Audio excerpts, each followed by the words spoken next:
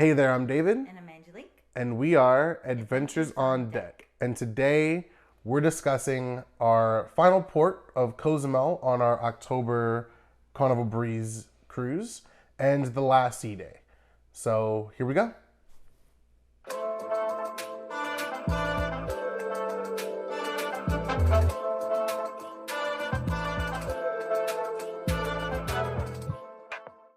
All right, so the morning started off with room service. It actually started the night before. So what we like to do on port days when we have an early port day, we want to get off the ship, pretty early, is we will order room service to the room, especially if we're going somewhere that has all-inclusive food throughout the day. We like to get just a quick breakfast in early in the morning, right before we get off the ship, so that way we're good to go. So we ordered room service the night before. It is always on time. If anything, it's a little bit early. Yeah, ours was early. Yeah, so you pick your time, you fill out your card, you pick the time that you want your room service delivered in the morning, and they will have it there on time. And most of the items are free. There's a few things that cost a little bit extra, but it's already marked on the room service card. So definitely something we recommend doing for early port days. You don't have to worry about fighting people at the buffet or just it's extra time. We like to get off the ship as early as possible, so we do it that way. Yeah. And so this time we had Playa booked, and it was actually a last minute booking.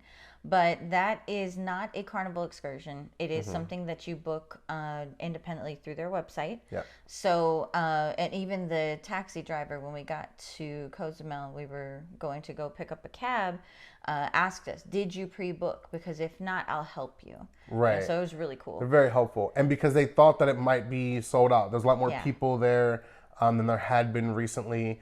And so we were expecting it to be pretty packed. Yeah. We showed up, and I think when we first got there, we were the only people there. Yeah, it was crazy. It was super empty. I think at most throughout the day, there was maybe 15 other people there. Yeah, there was one couple that came to hang out kind of near us on the beach for a little bit, and then they took off. And then there was one family that was actually native to Mexico. Yeah. That they lived nearby and made friends with Bella. But that was it. Like, we had the beach to ourselves. It was amazing. It's a great area. We're going to do a whole separate video of just our walkthrough of Playa. It's a great place, especially if you're bringing young children. It's definitely one of our favorite beach places here in Cozumel. But I mean, you can't go wrong with any of them. They're all amazing. But this one, especially if we're bringing young kids, like we said, is a very good place to go. Now, we have some more information for you about Playa, but we would like to, at this point, if that's something that's helpful for you, you would like to know more about different locations and venues and places that we go, please subscribe, hit that like button on this video. It helps us out a lot. And make sure the notification bell is on so that you get your notifications when we drop new content. Absolutely. So pricing for Playa. So it's $60 a person for adults. Adults are anybody who's 12 and older. If you are between 4 and 11, it's $10 cheaper. So it's $50 a person for those people. And then if you're 3 years old or younger, you can get in for free. Yeah. So. And the package that we booked, it's just the basic day package. It came with the access to the beach, and it was private. Like, there wasn't anybody out there that wasn't from the establishment. Yeah. There was also a pool with a jacuzzi in the middle. There was a kiddie area, which was really cool. Like, if I had been, 3, 4 years old, 5 years old, I I'd have lost my mind out there. It's really cool. And sprinkling. It was great. And we've got another video that we will do a full walkthrough of Playa because it was spectacular. Yeah. But they had full water slides. They had 2 of them. Yeah. And then they had, what I really liked was they had an inflatable section in the beach, like out in the water. Yeah. That at some other places you would have to pay extra for. Right. So Mr. Sancho's, that area costs an additional $12. They have something similar. At this place, it is completely included. So depending what package you go with, there's different packages here. The one we went, like I said, is the one that we priced out for you guys a little earlier. But they do have different packages that include different things. But this $60 package did include that as well, which it was nice. You have to wear a life jacket though to go there. So I didn't know that. So I swam out there with no life jacket and went to go like jump up there and start doing some stuff. And a guy came out in a jet ski and was like, "Hey, you can't be here without a life vest." And I'm like, "I'm just gonna."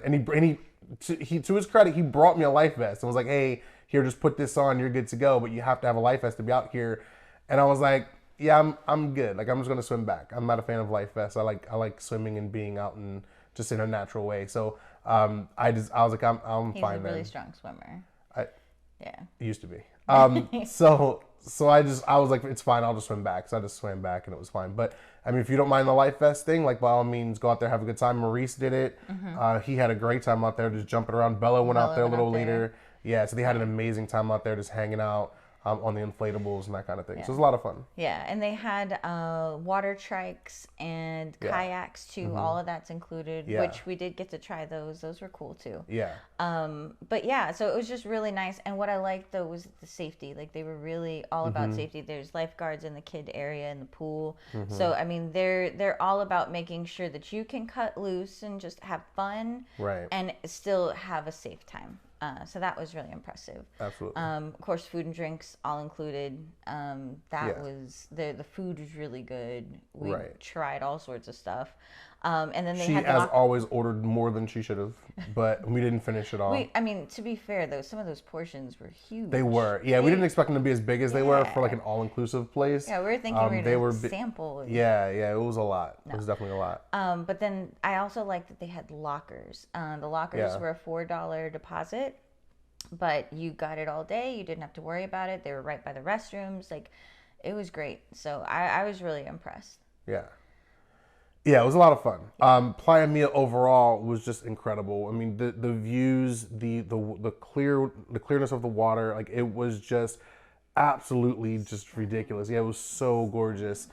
It even rained that day, but it didn't matter. Like we were out in the water getting wet anyway. By that point, we had quite a few drinks, so we didn't really care. We're just hanging out. We're like covering the drinks with our hands. Bella had her virgin pina colada. She did, yeah. So we're just having a good time, just out in the water, and it's beautiful, just absolutely beautiful. If you want just a nice, gorgeous area to go to, like this is absolutely a great place to go. Yeah. So then we headed back to the ship. And then it was time. This night was White Night, the White Night party.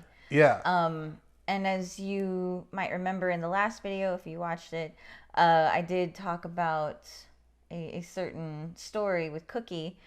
So Cookie had said if you didn't know what to plan, what to do, he had mentioned it for the costume party. Get your bed sheets and come with the toga on. Like, just have fun. We didn't see that on Halloween for the Halloween party, but we did see that for the White Night party. There was a squad of women out there rocking their togas, their bedsheet togas. It was great. It was a fun time. There was a dance off. It was a lot of fun. And then after that, we had to rush back in because it was time to hit a show that we were really excited once we had read the description. It was billed as the piano music through the decades that you were just going to enjoy. The show is called 88 Keys. Which, to be fair, it was. I mean, it was the, piano hits that you would know, through this time period. So, I mean, that was accurate.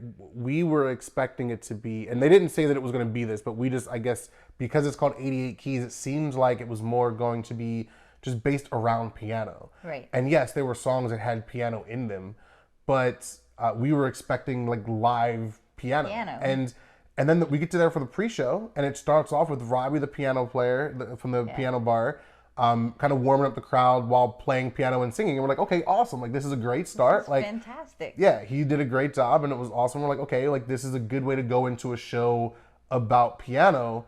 And then the show starts, and there's no live piano the entire show. And it's very obvious that they're like fake playing piano. Yeah. The pianos don't work.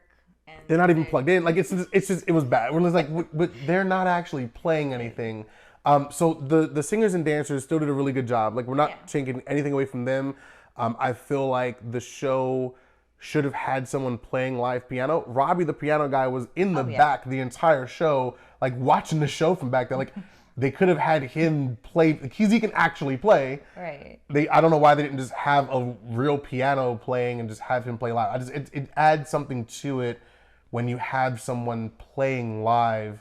And I think that would have added a whole lot to the show. Yeah. Take away the fake piano playing, take all of that out, and have someone actually playing live. I think would have made it even better. But still had a great time. It was still a really good show. Like I said, the people, the cast did a great job. So Just wasn't quite what we were expecting when we read the description versus actually watching it. Yeah. But so that was the wrap up of our Cozumel day, and then the next day was our last sea day. So it's always a bittersweet day, right? It's always a little bit sad because you're still there, you're relaxing, you're having a good time, you're still on vacation, but then you also know that, you know, the next day, you know, 24 hours from then, like, you're not going to be on a ship anymore. Maurice realized that he had gone the entire cruise at that point and still missed over a handful of places to eat, so he took it upon himself to try and squeeze in what he could. We went to the slides. There was a pumpkin carving contest, that was really cool, which was kind of neat. That was on the Lido deck because, of course, again, it was October, Halloween. And then our favorite, Groove for St. Jude. Absolutely. I think that the Groove for St. Jude is a very important thing. For those of you who don't know what St. Jude is, like, it's a children's hospital where they treat cancer. But they don't charge the families anything to get treatment. So it's a very important thing. So they do a lot to raise money. Luckily, they've partnered with Carnival, and they have it's not even a long period of time. It's maybe about 30 minutes or so of the last sea day typically is when they have it, where they're just trying to raise money. And you can just give a donation. You can buy T-shirts. You can buy the teddy bears that are there. You get like a little wristband as well.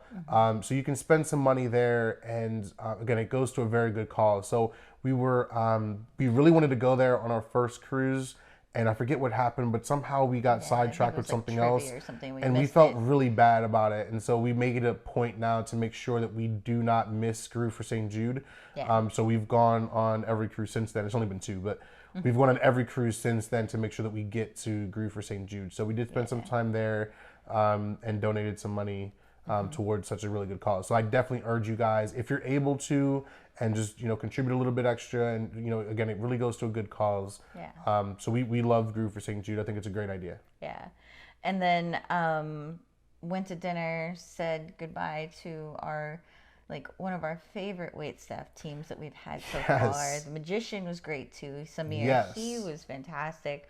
And then went to go see our favorite show. Right, but we're also going to get really lucky because our next cruise is going to be in February. And so on this same ship.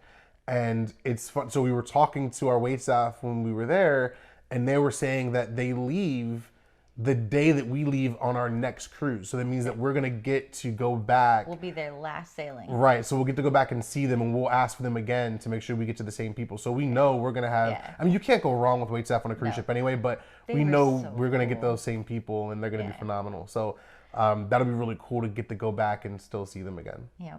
And then, like I said, then after that, we went off to go see Flick, which is our favorite production show that we've seen so far.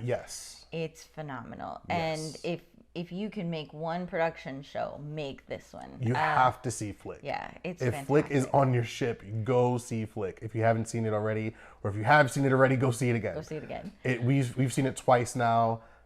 It's really good. It's just stunning. But yeah, that pretty much wrapped it up. After that, I had to go pack. Packing was minimal, thankfully, because it didn't take that long, but it was a wonderful time on the Breeze. We had a great time.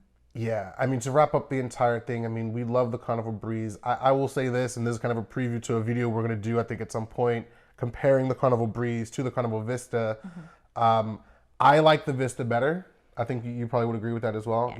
But the Breeze is not that significantly different from the Vista. It is very similar in a lot of ways. There are some things that are a bit different, but it's still a very, very, very good ship. So we're glad that we were able to get on that ship. Had a great time. and we'll be back on it again in a few months. Yeah. Other than that, though, we would just want to reach out to you guys, see what have you been to Playa Mia, first of all, because we were so grateful to have found this place right before we cruised, so that we could book it, and had a wonderful time. So have you been to Playa Mia? What was your experience there? And to those who have been to Cozumel and have done something else, what do you like to book in Cozumel? What do you like to do? Just give us some ideas, because Cozumel is a very popular port. Yeah, so, I mean, every cruise you've been on so far, it's gone through Cozumel. So give us some ideas. Maybe there's something we've missed. We've been to Nachi, we've been to Mr. Sancho's, we've been to Playa Mia. We loved all of them. Yeah. We'll do a video comparing all of them later on. But yeah, so let us know in the comments, what do you like to do when you're in Cozumel? All right. I think that's about it, guys. That's it. So thanks for watching. We'll see you guys next time. See you around.